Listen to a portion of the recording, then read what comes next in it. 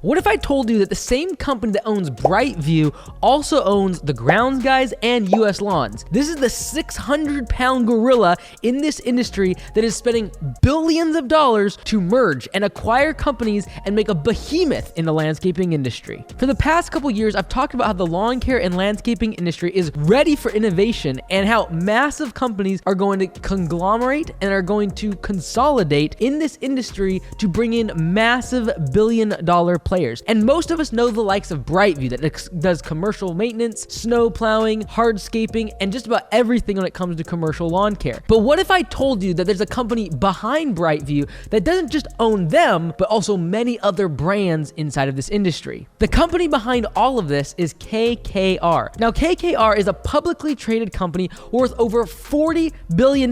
They've been as high as almost $80 billion in the high of 2021, and they are a consolidation of a whole bunch of different companies. You can go to their website and scroll through their portfolio and see just about every sector they have their fingerprints on. Everything from energy to healthcare to technology and software, and yes, even the lawn care and landscaping industry. Now, several years ago, they actually bought and acquired Brickman for $1.6 billion.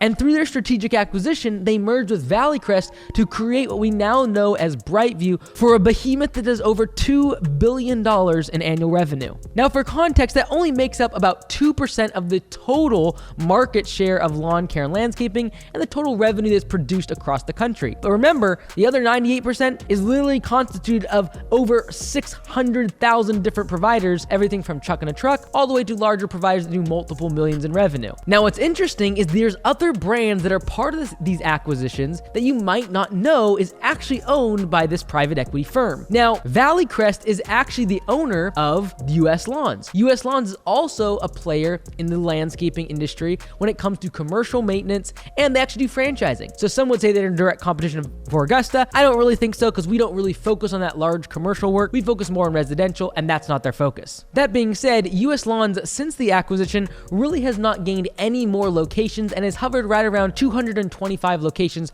for the past 5 to 10 years. Now, in 2021, KKR also acquired Neighborly Brands. Neighborly includes a whole bunch of different home improvement franchises that include everything from electricity to roto-rooters and, yes, the Grounds Guys for lawn care and landscaping. Now, they also have been kind of topped out around that 210 to 220 location mark for the past several years. Now, the reason I'm talking about this today is I believe this is a trend that's going to continue over the next decade, and that is in these boring businesses, these industries that have been asleep for decades. You're seeing massive amounts of money being moved in and mergers and acquisitions to create the leaders in these categories. Because honestly, even a big player like KKR has less than 5% of the market share when it comes to the total addressable market and the revenue that is inside of lawn care and landscaping. As the stock market begins to get interested in our industry, you're going to see massive amounts of money being poured into these type of mergers and acquisitions to create these 600-pound gorillas that begin to dictate the market. Now, we're not just seeing this when it comes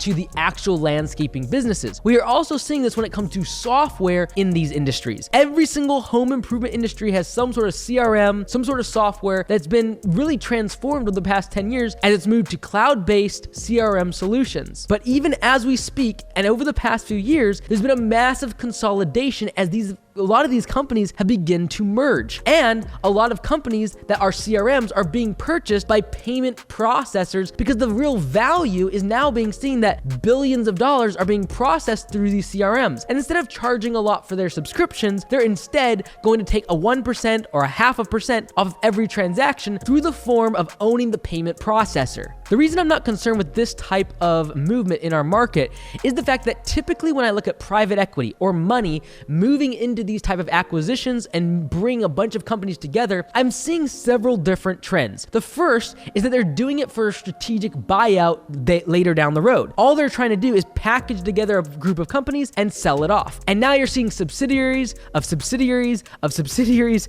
of subsidiaries simply being packaged together and trying to be sold to another company. When this happens, typically leadership falls off and innovation dies. It is at that point that the company and the brand and what its impact impact is going to have on the industry begins to wane. I've seen this in software, I've seen this in the franchise level, I've seen this in many different business levels in the home improvement industry as dumb money, i.e. people just looking for a extra 10% on their money every year, starts to move into the market. If these massive mergers and acquisitions and these holding companies are not concerned about their next round or the next sale of that packaged item, that packaged business, they're more concerned about their next quarter, what it's going to look like on the stock market, and what Wall Street thinks about their numbers, instead of what the consumer thinks and where the industry is going over the next couple decades, not the next couple weeks, months, or a year. What I find so often with these massive companies that are formed is that it's actually just a piece of a massive bundle of businesses. So if you look at KKR, for example, you look through their portfolio, it's literally hundreds of businesses. Everything from Artlist that does music to 1-800-CONTACTS to an aviation company, it's literally all over the place. And they do this to bundle up all of these different businesses and then offer it as a package in the form of a publicly traded stock. Now, there's nothing wrong with that, but what happens is it begins to just become a very small piece of a portfolio. And a lot of times the reason that these businesses, these boring businesses like lawn care and landscaping are bought into from these portfolio companies, in my opinion, is because they are cash cows. They generate a very good amount of income and profit and balances out the portfolio, allowing more speculative, high-tech, high-growth parts of the portfolio to be balanced out. A boring lawn care landscaping business that pumps out 20% profit margin on $1 billion is very, very valuable. However, it's not going to offer a lot of enterprise value. What I mean by that is that $200 million in net profit might only have a 3 or 4x on the enterprise value. That business might only be worth 800 or 900 million on $200 million worth of profit. And I'm just using this as an example. These portfolio companies then take that $200 million of profit from a boring business and invest into high-tech, high-growth, software type businesses that have a much higher valuation mechanism when it comes to their business model. For example, a company that is in software or energy or some high-tech type of firm, if they have $200 million in profit, is probably going to be worth 10, 20, or $30 billion instead of just 800 million. This is why so often when I see these publicly traded funds get involved in an industry like landscaping and lawn care, I really just see them try to extract as much profit out of the business as possible. They're not interested really in growth. They're not really interested in innovation or improving the product, whether that be a software CRM or whether that be for their franchisees, whatever it might be, because they're not interested in that. They're just interested in taking as much profit as possible and balancing out their portfolio for Wall Street. I'd love to hear your thoughts about this. Comment below what your thoughts are about KKR, Brightview, and these massive conglomerates. Also, check this video out here where I talk about what my predictions are for this industry over the next 10 years. And yes, it includes robots.